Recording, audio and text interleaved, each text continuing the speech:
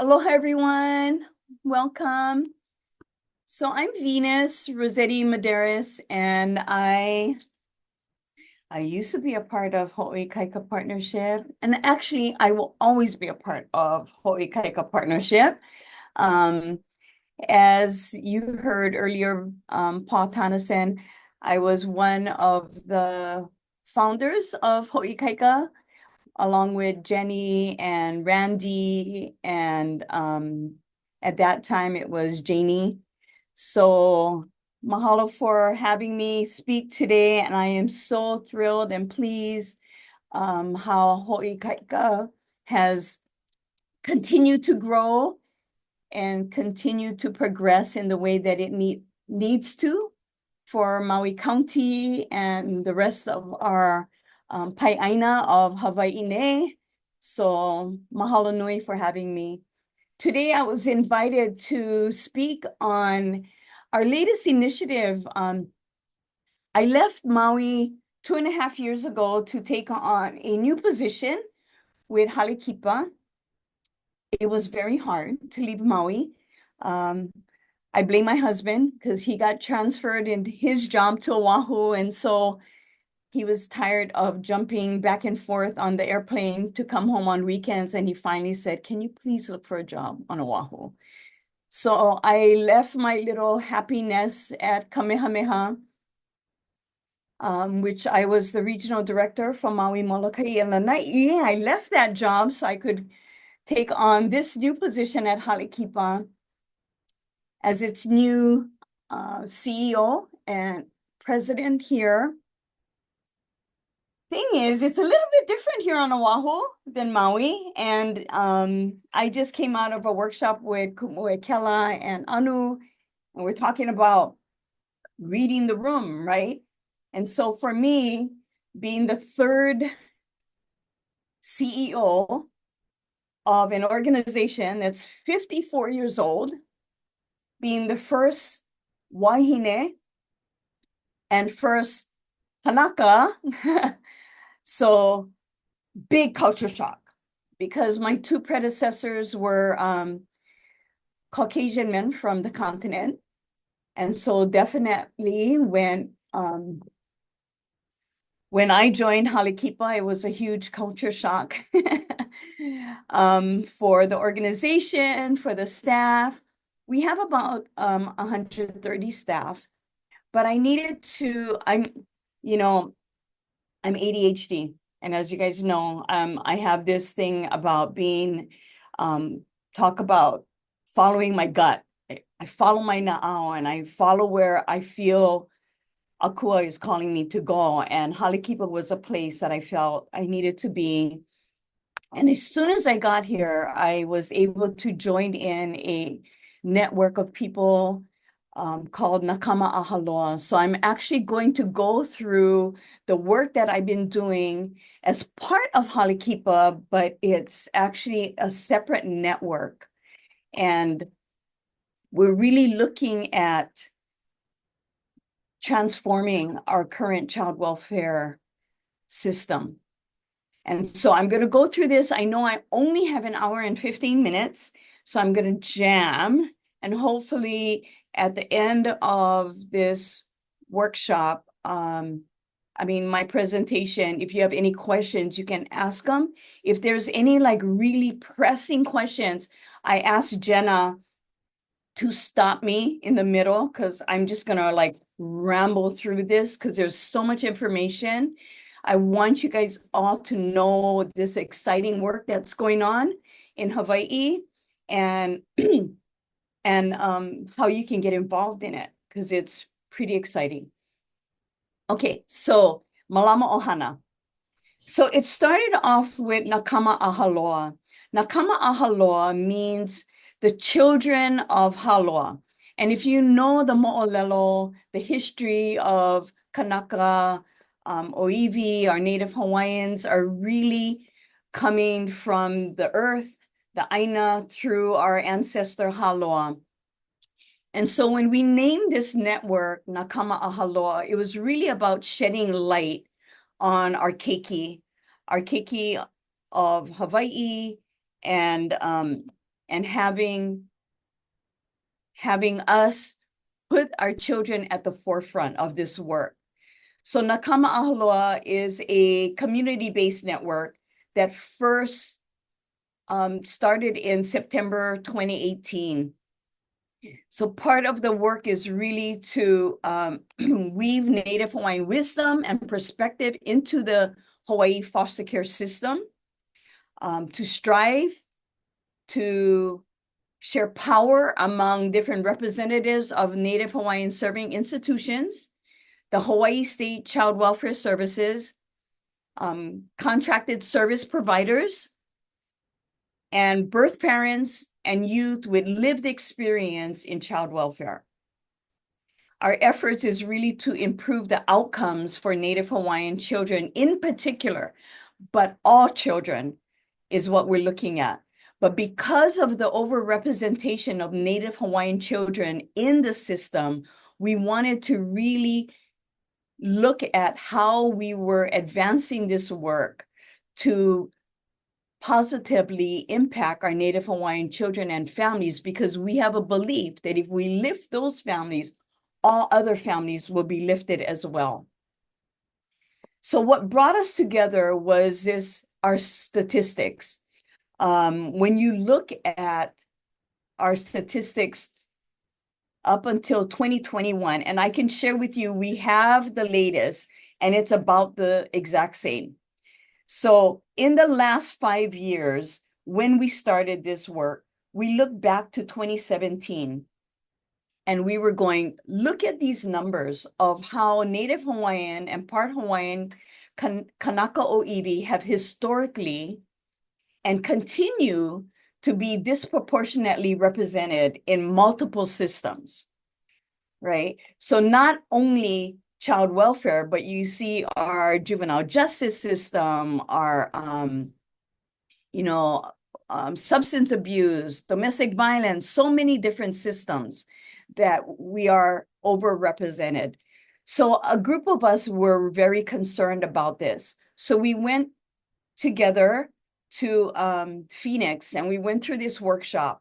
And one of this workshop was really about how do you create collective impact work? How do you bring people together to work on something that's impacting all of us in a way that brings better voice and representation to this issue?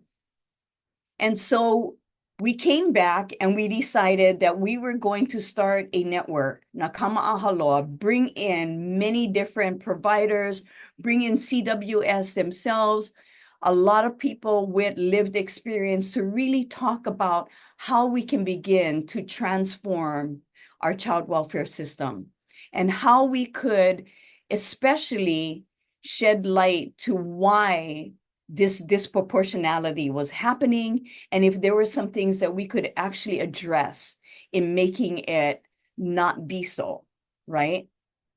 So when I look back at Native Hawaiians in traditional upbringing, right? Our ancestors, we actually had a child welfare system. We did. Prior to colonization, prior to Western contact, and what we called this system was Hanai and Luhi. When you think about back in the day, right? You hear that often saying, oh, this is my Hanai brother. This isn't my Hanai sister. What does Hanai mean? Well, in our traditional concept of Hanai was really when a family was having a hard time raising their child. They were having some difficulties, some challenges, or maybe they were too ill. They would actually have their child be hanai'd by another family who would raise this child as if this child was their very own, right? Today, we call that adoption. Back then, it was called hanai.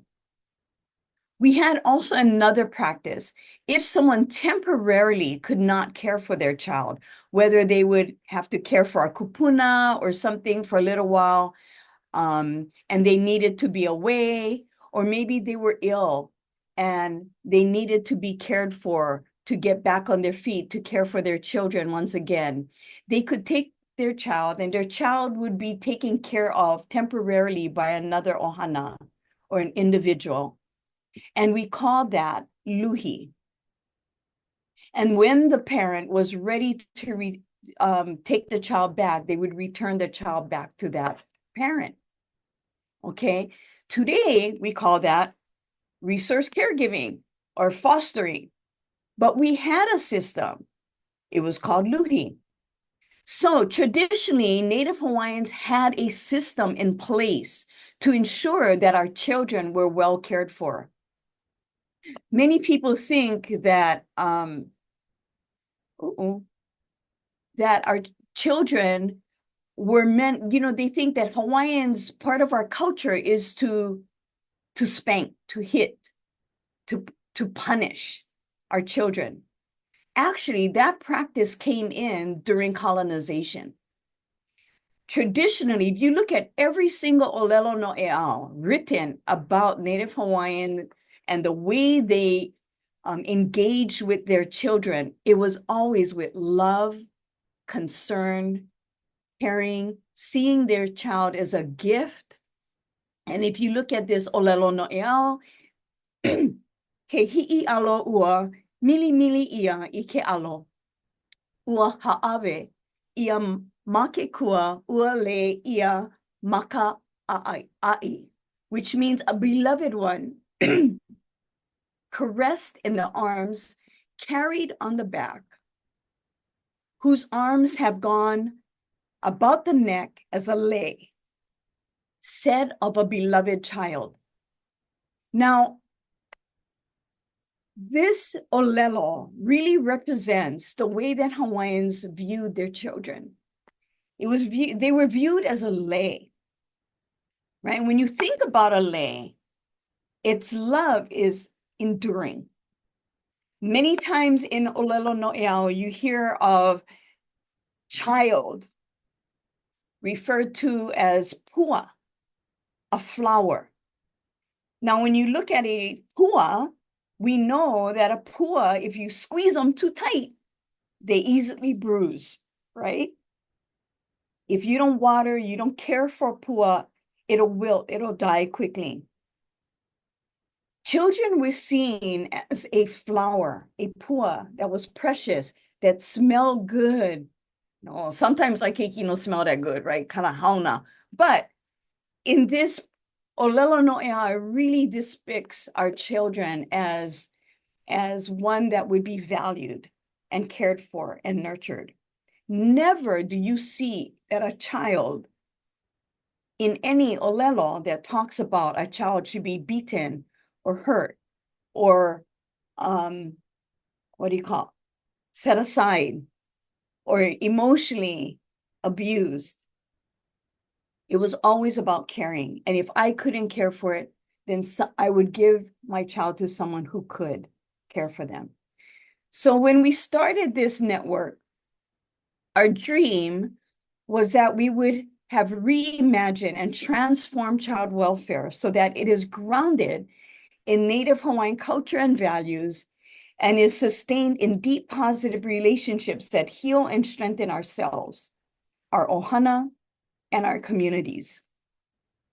One of the things that we wanted to do is to look at the current state, the current state of child welfare.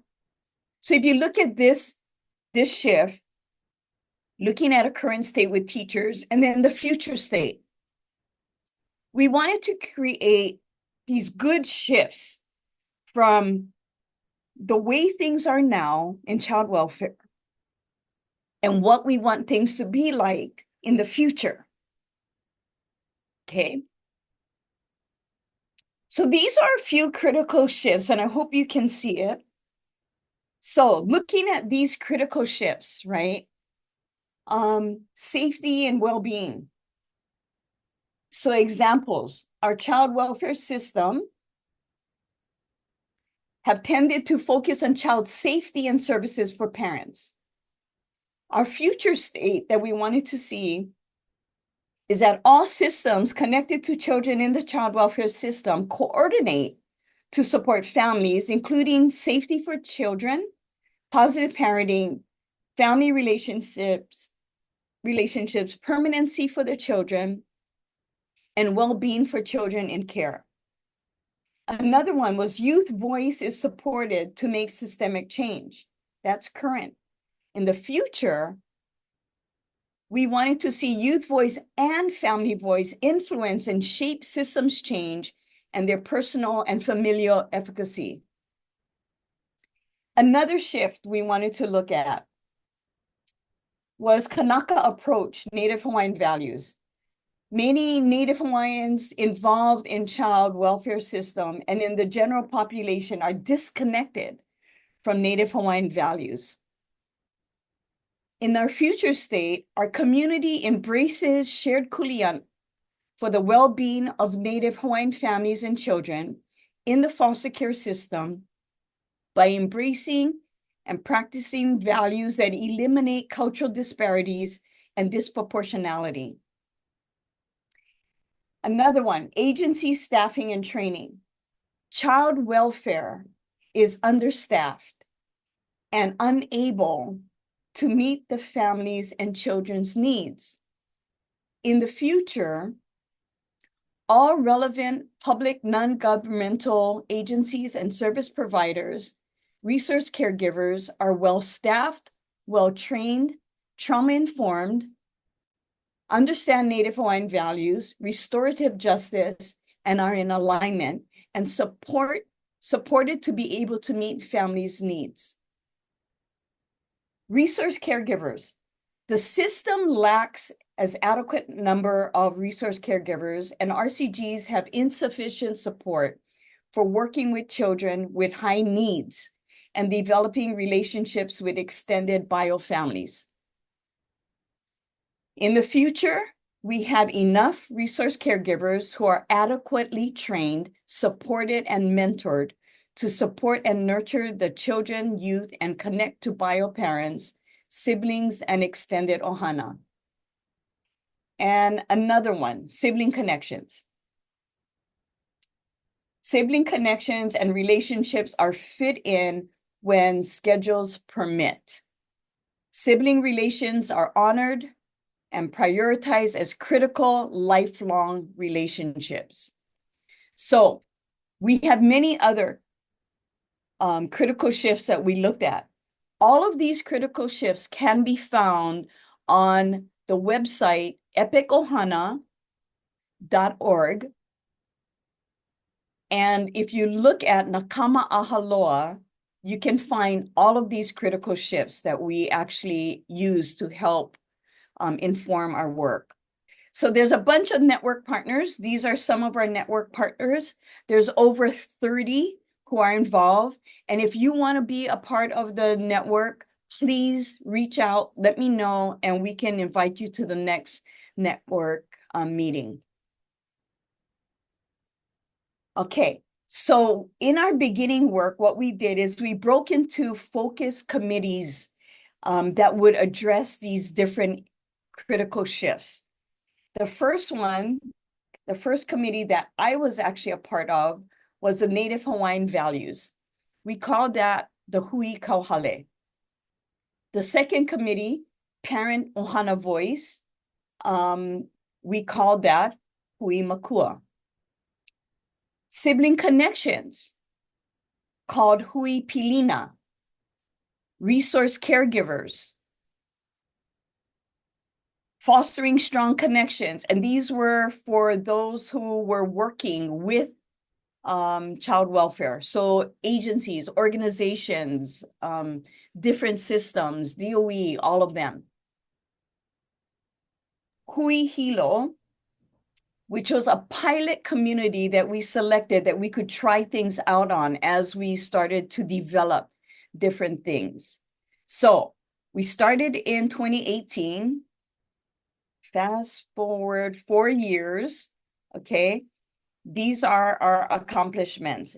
So Hui Kauhale was able to come up with different curriculum. So one of the things that we decided is that we're going to focus on training. So we came up with a training called Native Hawaiian Perspectives around child well-being. And we provided this training for all of the CWS social workers. Today, they're using this as a mandatory training for all new child welfare workers. When they come in and before they can work with families, they have to go through this training. Another one that we created was the well-being of Kanaka OEV training, talking about the way that things were before and how we can get back to some of our traditional values that resonate with our Native Hawaiian ʻOhana. And then we also created a Native Hawaiian module for the Hanai curriculum for resource caregivers. All of those are in place. Ho'oa'a is with Kumu, Ekela, and Anu, who are using this training to actually work with those organizations and agencies that support child welfare services. So you can also sign up. All of these trainings are free. None of them cost any money. So if you would like to be a part of any of these trainings, we are still going out and doing these trainings outside of CWS. It's just there's just only a few of us, so you gotta like jump on board when we have it, when we actually present it. Hui Makua, which is the birth parent and ʻOhana voice, they came up with parent partners, a parent advisory council. They also have support for Kapili Ohana, which is another group that parents can attend. They have Makua as Allies program. The Kapili Ohana backup is with Lili'uo Kalani Trust. So they're partnering with us in working with families. And then they also have a Better Together training. That is about working with birth parents and resource caregivers coming together to support the child in care. The Fostering Strong Connections, Hui, came up with a video called Our Keiki, Our Kuleana, Weaving ʻOhana Together. Hui Pilina, which is a Sibling Connections, came up with a Sibling Connections training curriculum and a video on sibling connections and a manual that goes along with the video. They also created a child welfare service policy and process reform, and they are offering statewide sibling events. So these all came out of Hui Pilina. And the last Hui, Hui Hilo, these are some of the things that they're doing to spread the word, right? Ho'okahi ke aloha, all united in harmony and love, celebrating shared parenting event and video. So this is an event that brings together birth parents, once again, resource caregivers, and getting trained together and learning more about the work of Nakama Ahaloa. So we are now fast forward 2023, okay? We came up with a new dream because now we are 5 years into the work. And so we said, okay, we're 5 years. There was a lot of things that we accomplished. Now what? So our new dream is that we have reimagined and transformed child welfare so that it is grounded in Native Hawaiian culture and values and sustained in deep positive relationships that heal and strengthen ourselves, our ʻOhana, and our communities. And our goal is that by the year 2030, Native Hawaiian children are no longer disproportionately represented in child welfare. So, how did we get to Mālama Ohana? From Nakama Ahaloa, one day we're meeting as a large group, and there was a Civil Beat article that came out. It was Sylvia Luke. At that time, she was a representative and not our lieutenant governor at the time. And she was addressing Ariel. And we all remember the story, the horrific story of little Ariel, right? And in the paper, she and Senator San Buenaventura was talking about the need to like really investigate what's going on at CWS. Well, here we are in this room and we're meeting that very day. This article comes out and there was a question that Sylvia Luke asked CWS and they said, hey, we have extra money from COVID. What can you guys use this money for? And basically, CWS, which was very true, they said, we don't have enough staff. So for us to ask you for money, we don't have enough staff. We need more staffing, which is true. And we need to upgrade our software, our programming, because our computers and all of our programs are old, which is also true. But one of the things that was lacking in that statement is this, which when I came in, I was like, did you guys read this article? We have an opportunity. They have extra resources. They have extra money. One of the things that CWS didn't mention is that what about deploying that money to our service providers who we contract to do a lot of this work that we outsource? So those of you, some of you are on this screen right now, right? You work with CWS. You have contracts with CWS. We also know that our contracts are not fully funded. Many of our state contracts are not fully funded, and we have to find the extra money, or when our contracts aren't fully funded, what happens? We end up having to scale back on some of our services. So what a great opportunity to go to the legislators and say, hey, we can help support CWS. Give us the money. Help to fully fund our contracts.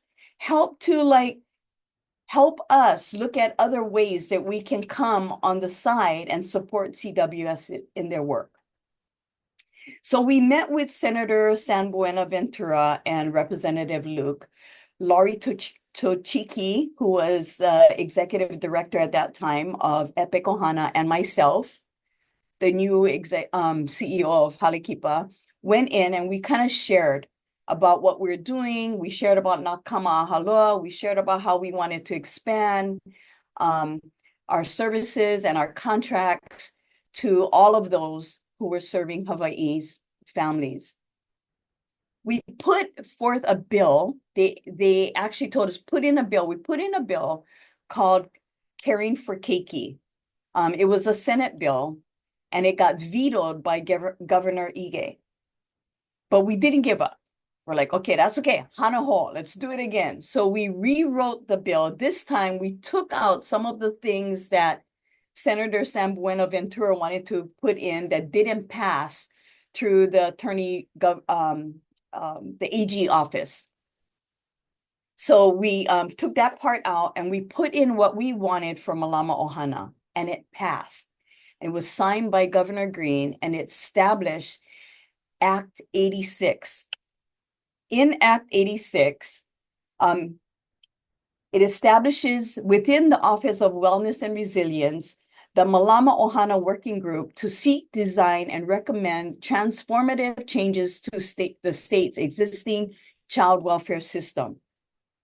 By collaborating with the community, the state, Mālama Ohana seeks to redesign and recommend transformative changes to Hawaii's existing child welfare system by working alongside families who have lived experience in the system. So when you look at, I use the ipuvai. The ipuvai, okay, and as you know, is a gourd that carries water. The most precious resource that we have is water. I often use the ipuvai in my teachings as a parent. It's a metaphor of a parent who has the most precious resource that we have in our family, our keiki. And yet, as parents, we're so fragile. Those of you who know, you drop a gourd, a ipuvai, it cracks, right? Because it's so fragile. parents are fragile. There's times when, there's circumstances that occur that makes us crack. It doesn't mean that we cannot be repaired. It doesn't mean that we don't love our children. Sometimes it's a matter of working with the entire ʻOhana, working with that parent in order to reunify that ʻOhana. So our vision was mohala I ka wai, ka maka o nā pua. Flowers thrive where there is water, as thriving people are found where living conditions are good. Our vision was to make every ʻOhana thrive and that their conditions would be good. How are we going to do that? Well, the working group started off earlier this year. So we started in late winter, early spring. There's 2 co-chairs, Laurie Tochiki and myself, and we have 15 members in the working group. And here's our working group, okay? I know it's many names. There's 17 total of us, representing many different sectors of social services, Native Hawaiian groups, child welfare service themselves. We have young people who have been through the foster care system. We have parents, birth parents who have lost their children, some of them who've never been reunited, some who were reunited. We have resource caregivers in this group. We have Eladine is part of this group, Olivao, who is DHS Child Welfare Service Branch Director. We have Paul Tonnison from Hawaiʻi Kaika and Children's Justice Center, and many more. Why lived experience? Over half of our working group have lived experience with child welfare. And we believe this is really important because lived experience refers to an individual's experience in and with the child welfare system that, when engaged, add to the understanding of systemic challenges and can facilitate system change efforts in child welfare. People with lived experience or lived experts in child welfare are individuals impacted by the child welfare system themselves, who can bring the resulting insight to inform and enhance systems, research, policies, practices, and programs that address child welfare challenges. So we started off putting together a designed alliance. What can we all agree on? So we came up with this aligned affirmation and gosh, I gotta hurry up. Commit to achieving our working goals, live our values, honesty, respect, inclusion, aloha, empathy, equity of voice. You guys can read them as we go along. Assume good intent, listen deeply to each other, nurture a trauma-informed growth mindset, a positive culture of safety and respect, confidentiality, respecting each other's experiences and how they're sharing, and we stay out of judgment. We supported each other. We were bold, we were courageous, we were vulnerable, we were honest, and we cultivated aloha for one another and connectedness to each other and our communities. We knew we had to understand the child welfare system, right? That was something that we knew going in, that we didn't want to make assumptions. So a lot of our work in the beginning was really trying to understand the current system and what we were up against. So there are more than 200 people statewide that work with DHS, right? Who's involved in child welfare services? Child welfare receives 5,280 child abuse and neglect reports each year. 759 families were accepted for investigation out of that numbers.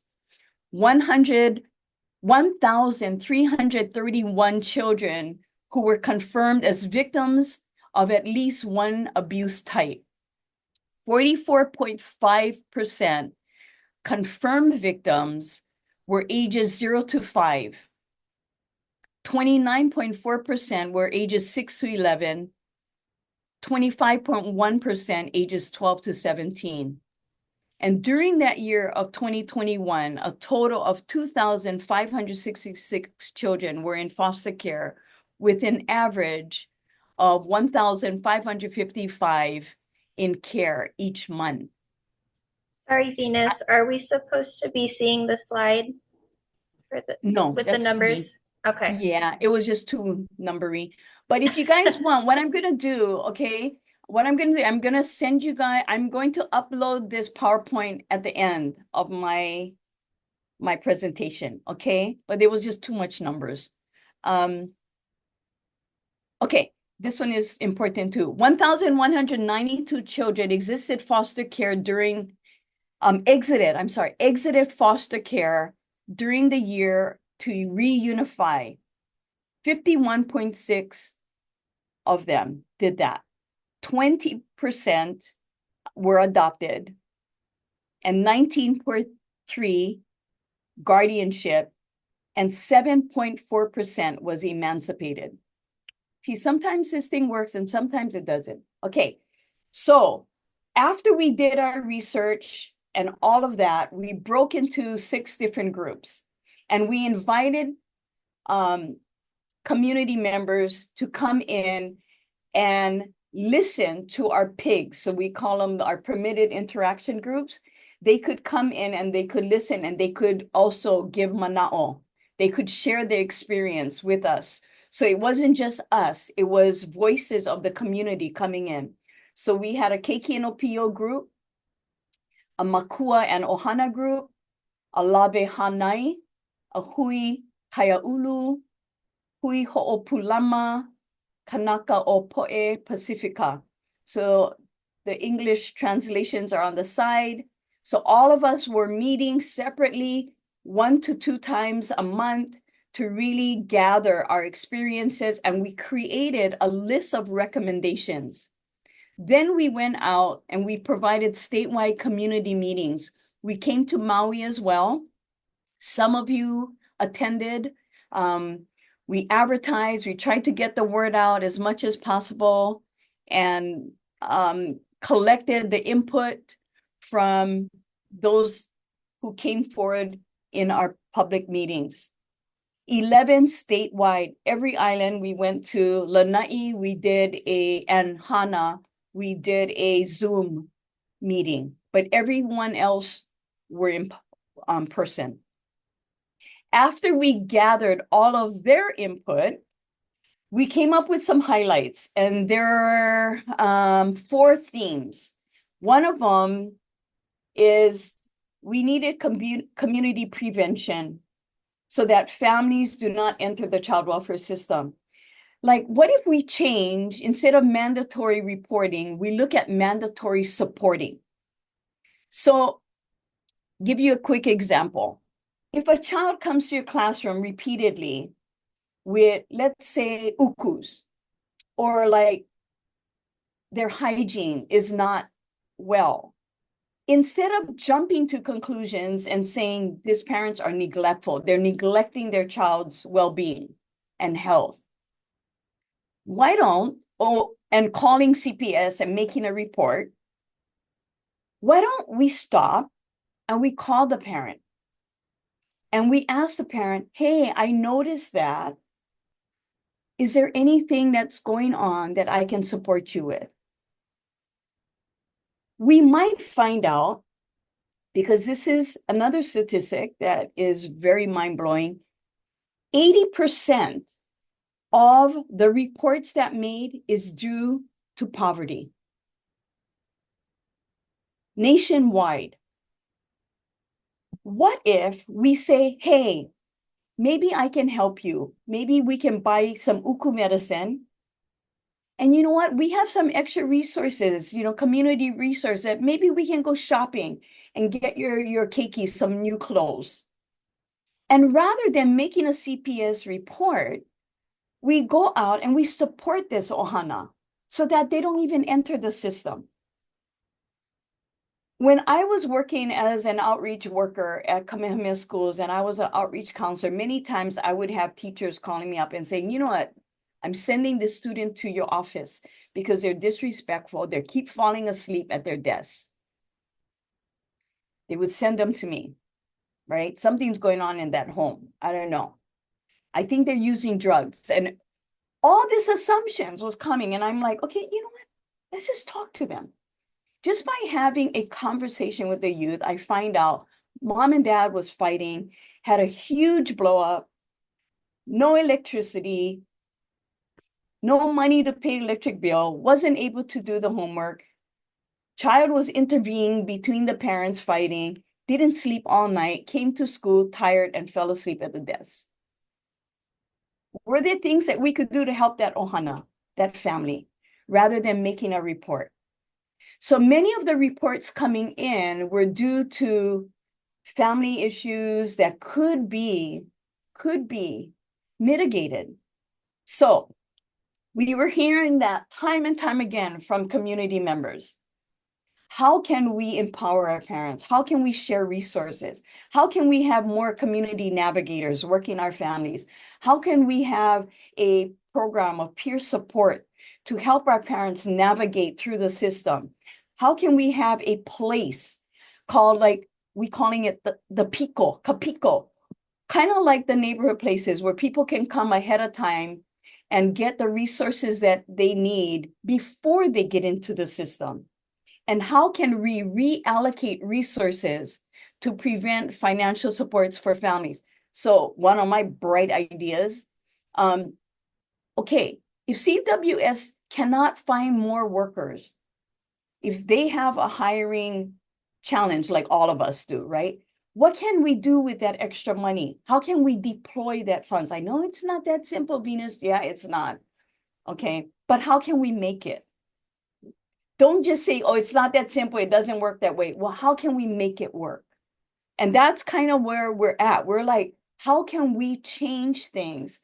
Because sometimes the very thing that's causing our system to fail are our very own policies. The second thing is a trauma responsive system. Foster care should be seen as a last resort when there is documented evidence of abuse that meets the criteria set in Child Protective Act, and when there are no qualified family members to actually care for their child. Okay, so cease removals for anticipatory harm. If removals have to happen, they must be trauma informed. Quickly arrange a warm call between the birth parents and the children. Let them know that the child is going to be removed. Don't let the parents show up at school to find out their child was taken by CPS. We heard times and times stories like that. Removal should not be in public spaces like schools. That is so not trauma informed. How do we keep keiki and family, maintain sibling connections, recognize, honor, and uplift and support the family and the culture that they come from? And how do we simplify the process for kin to become resource caregivers? Thirdly, transparency and accountability.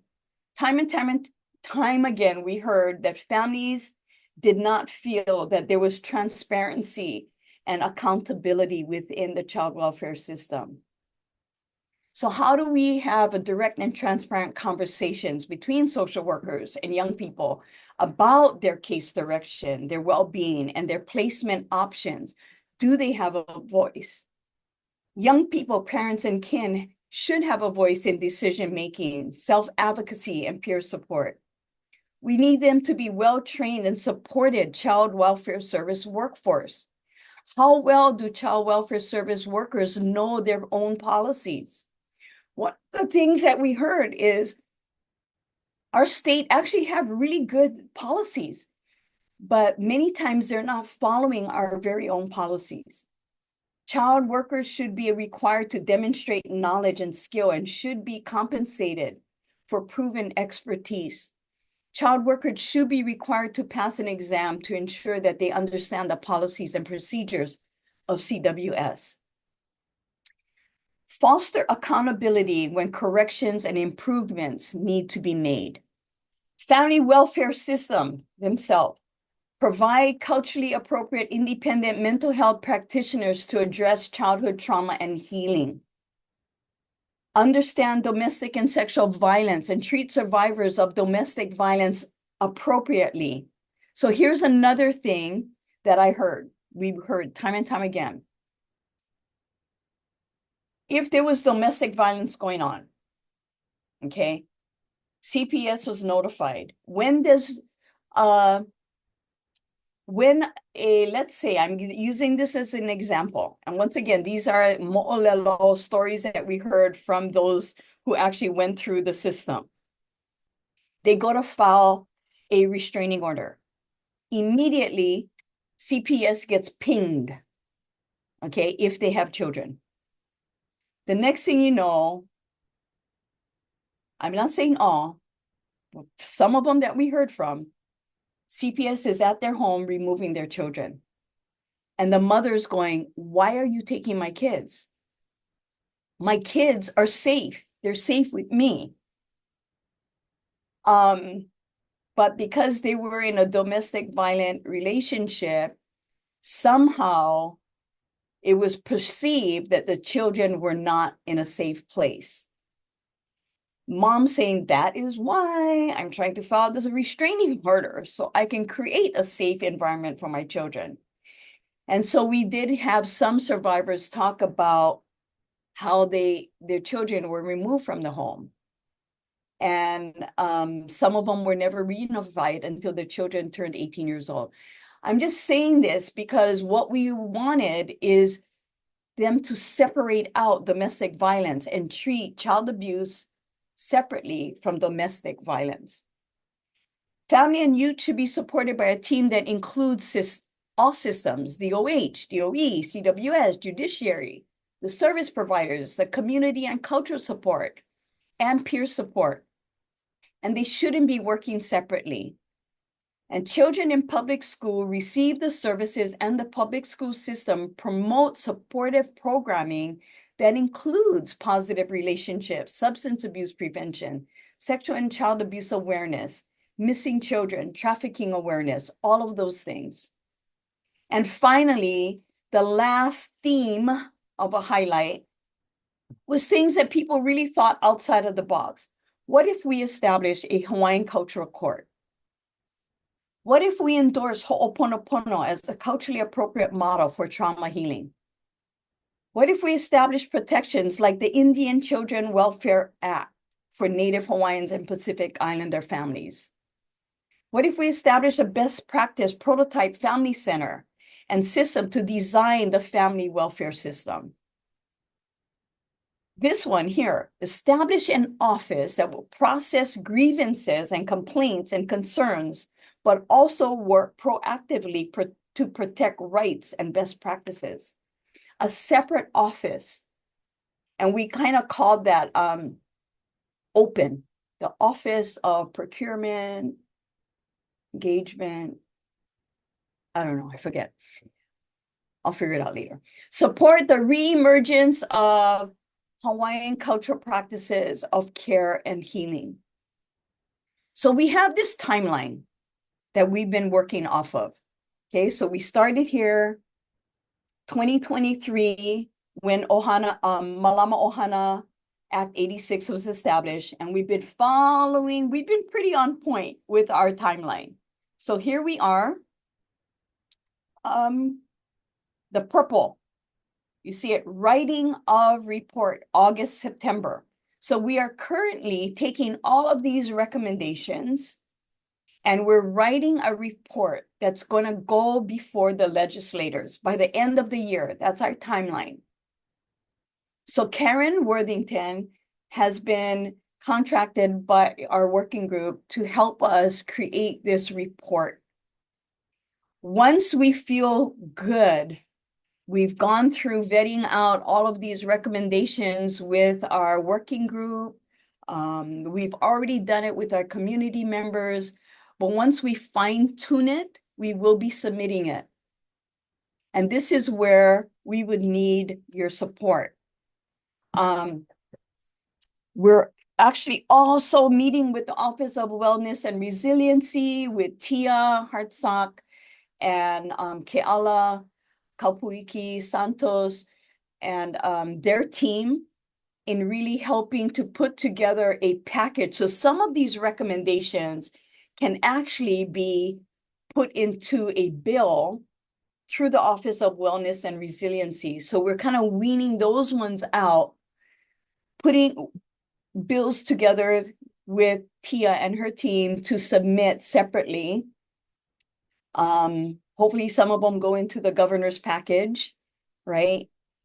We submit the rest to the legislators, and then hopefully the transformation begins. So we've been rocking and rolling this last year, early, like I said, early spring, and we've completed quite a bit. And we're hoping that those of you who are on in this workshop, if you want to get involved, you can go on malamaohana.net. On that, you will find a list of all the recommendations that we got through the working group and through our community meetings statewide. You'll start to see the progress. We'll be uploading things as we grow and as we continue to solidify the final report. Okay, so that's malamaohana.net. All right, so I have about 15, I don't know, maybe a little bit more minutes to take any questions. So I'm going to stop sharing. I have a question. Mm-hmm. I don't know if it's a question so much as well, I just want to point something out. I guess it would also be a question at the end, what should we do about this? I really like the mandatory supporting, like I really like the Mālama groups, working groups, making sure that people are, stopping and thinking and asking about what other ways can we support families. And also, I would like to return to the comments about the initial conversation with CWS about what they need. So when they said we have staffing shortages and our system needs updating, I want to revisit that because we're not talking about yes, everybody has staffing shortages level of staffing shortages. When I was in CWS, and admittedly, this was a while ago, and it has gotten worse from there. We had at least one CAPS worker that had 60 cases, and she wasn't the only one. I didn't have as many because I was newer, but now it's even worse. So you might have like 3 case managers, 2 case managers in the whole department who are carrying like an insane number of cases, and maybe one investigator that is going back and forth between Maui and Molokai. And all of the investigations are theirs. And so we're not really, and so when you consider that, at least for caseworkers, case managers, every single kid needs to be seen every month, and every single parent needs to be seen every month. These are requirements. And that by itself, without the court appearances and without the court reporting and without all of the documentation and all of the assessments, by itself is impossible according to the laws of time. So when you consider that, we're talking about near failure level of staffing shortages. And when we're talking about the system, like the computer system and stuff like that needing to be updated, we're talking about a system that was instituted with MS-DOS in the 1970s, and that could take up to 20 minutes to put in one small note. So that contributes on top of the 60 to 70 to 80 caseload. So I just want to revisit that and say that when CWS says that they need support in order, and things get lost in that. And so a lot of times, yeah, like you have people that are kind of doing what they can, but definitely it's not meeting what they need to do in levels of support because they're not able to. So I would say, I would ask if one thing that the Mālama Ohana, the working group can consider, definitely like that kind of support from the outside would be very, very, very helpful. I guess I would ask, I'm trying to figure out how to frame my question because definitely the level where CWS is at is contributing to this, So Yeah, how do we address that? you know, Rachel, you bring up a really good point, and I think that's what we're trying to say by mandatory supporting, let's say, if we're able to eliminate all those other cases that's being called into CWS, right? So if it's true here in Hawaii, 80% is poverty related. We wouldn't need all those openings right now that CWS is, because we would reserve the 20% of the cases for CWS. Now, 20% of the cases would probably be manageable, and social workers wouldn't have to take 16 to 20, right? Cases. They would just be able to really hone in on the ones who need the services, who need the support, who the children need to be removed from the home because of abuse and neglect. Because we're not saying don't remove children. We're not saying that. We're saying remove the children that need to be removed, right? But for many who are being removed, they don't need to be. Part of it is really just giving the parents the tools and the resources and the support that they need. Now, if all of us, as different organizations and in the role that we play in the system of supporting CWS, all did that, right? And CWS worked alongside us to allow us to do that, to give us more funding. Hey, I'd just be happy with a true cost contract. That would make me super happy, right? Because we know that those of us who manage our contracts in our agencies, the state probably averages about 80% of the cost of our actual contracts costs us. They fund us 80%. Well, what are we doing with the other? How are we getting the other 20%, right? It's fundraising, looking for private donations, all of those, which takes time and energy. And so if the state wants us to do these critical services of supporting families and children, then give us what we need. Don't make us have to work for it. We're actually, and you guys know me. Those of you who know me that I will say what I feel and say what I think. And we're doing the state's job. And so compensate us for what we need to get that job done. We're not complaining about doing the work. We love the work that we do, but we don't want to be fundraisers. We don't want to be looking for money when the state can give us that money. And so I'm saying, if we can all do that, Rachel, and I think the state wouldn't need as many workers as they need right now.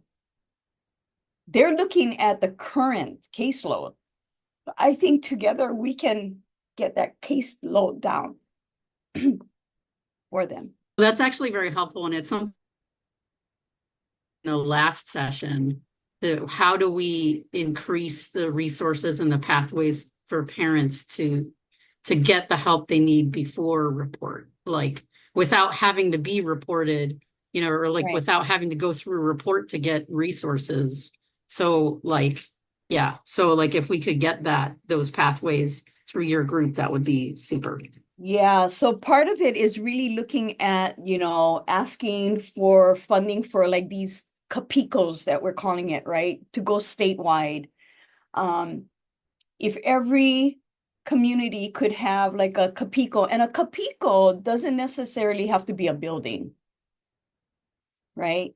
It can be a person, it could be a group, it could be somewhere where parents could go And if the state could allocate resources to that kapiko to able to support families, that's what we're hoping for. So we know it's going to take money.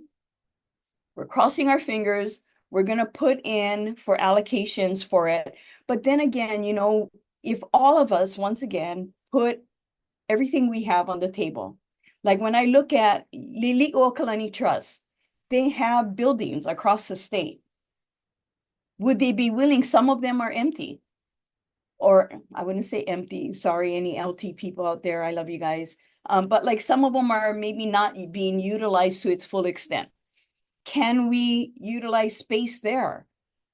But how can we work together as a community? Because the one big thing we heard across the state is that it's not only CWS's responsibility. It's our community's responsibility. Caring for our keiki is a community thing.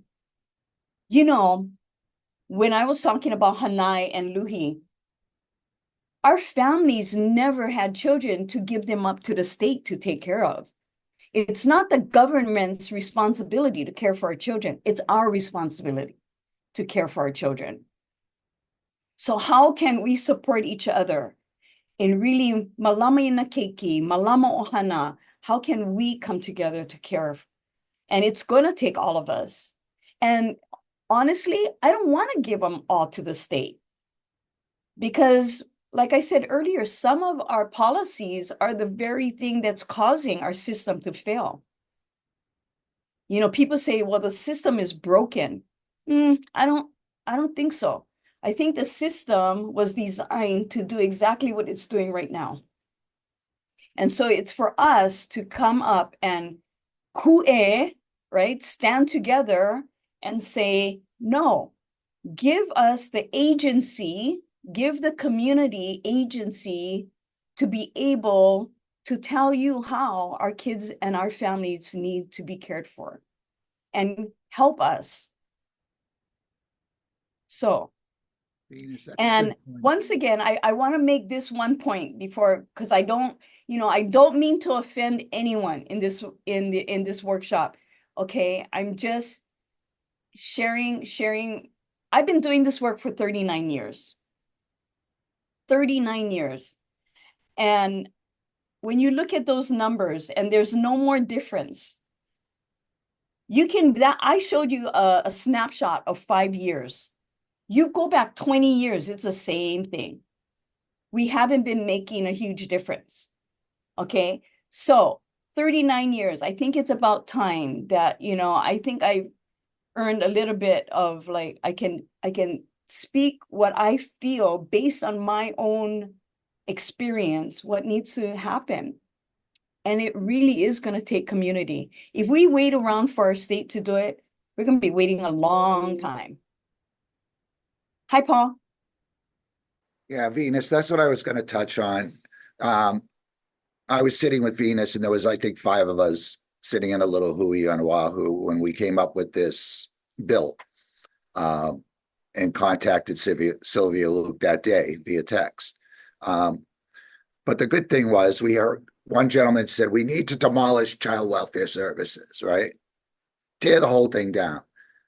But we approached it differently. We need to dismantle it, see the good parts that work, and then find out what other parts are needed. And those other parts is what you were touching on. That are needed is community support. Looking out for a child coming in front of you instead of doing what the system wants you to do and call and report them. Try to be Pono, like the last session with Ikala, right? Try to be Pono. Try to go in and do the right thing and see how you can help the family instead of criticizing the family for being stuck in poverty or whatever their circumstances may be.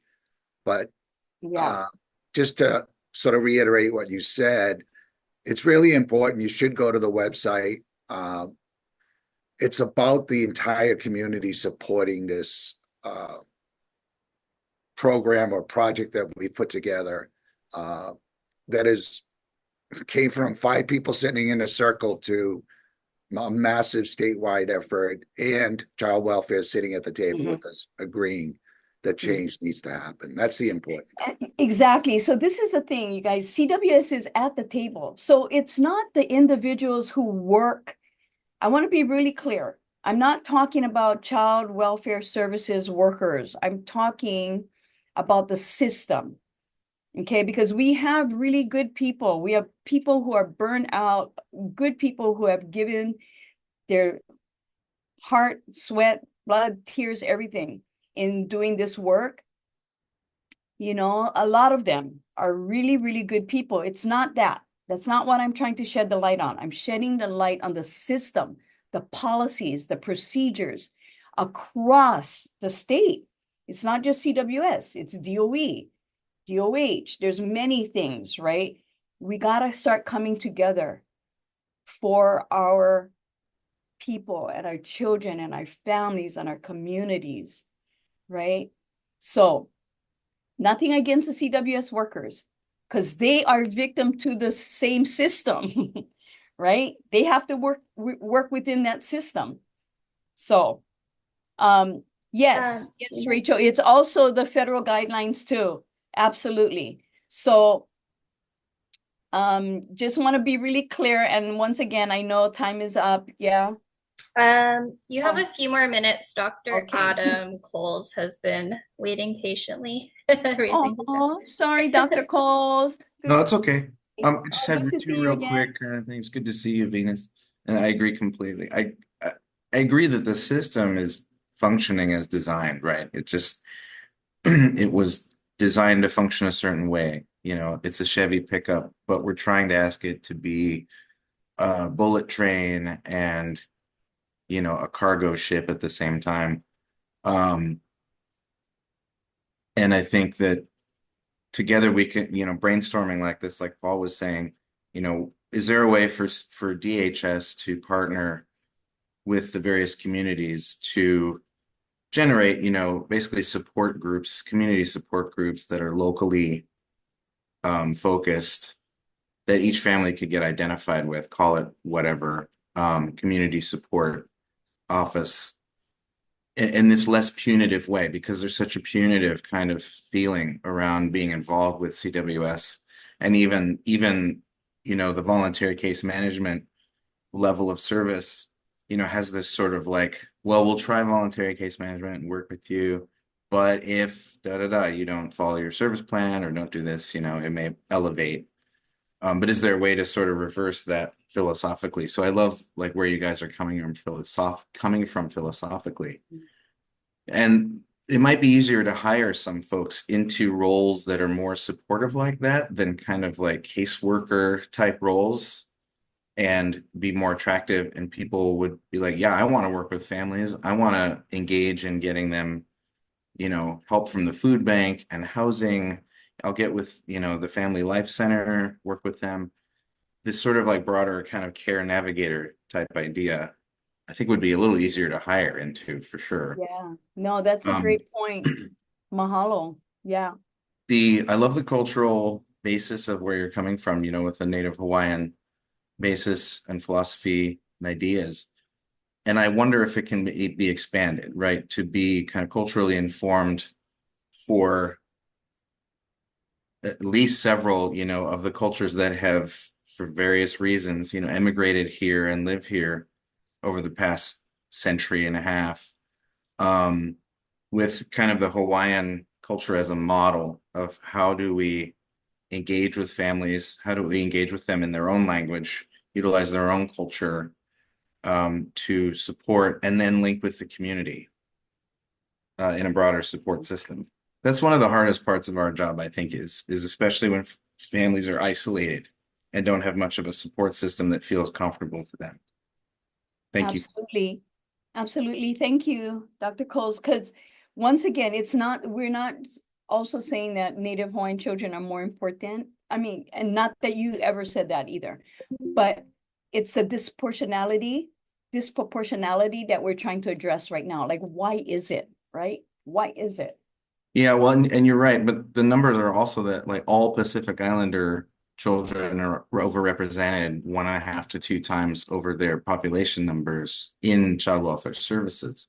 So it's definitely broader, but I think you have to start somewhere, right? And I think this is a good place to start that you guys have, because you have the knowledge, the numbers, and the cultural basis to work from. And so, you know, starting from there and going, okay, what did we learn from this, and how can we copy paste, you know, and adjust it for different families? Yeah.